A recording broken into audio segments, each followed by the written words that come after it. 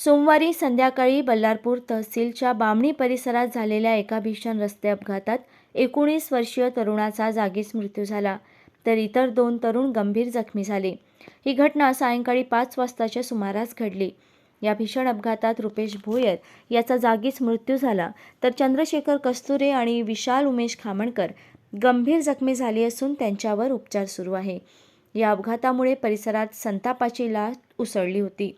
त्याचप्रमाणे 3 दिवसापूर्वी एका पिकअप ट्रकने धडक दिल्याने गंभीर जखमी झालेल्या मोटरसायकलस्वार तरुणावर सध्या उपचार सुरू आहेत.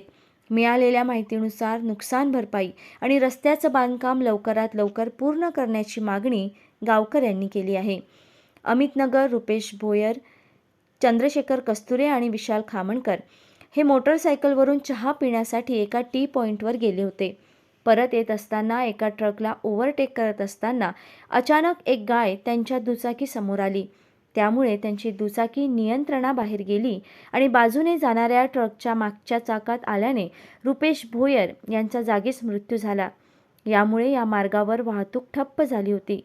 दरम्यान बल्लारपूर पोलिसांच्या अथक प्रयत्नानंतर एका बाजूचा रस्ता वाहतुकीसाठी खुला करण्यात आला. अपघातानंतर घटनास्थळी मोठ्या संख्येने गावकरी जमले होते.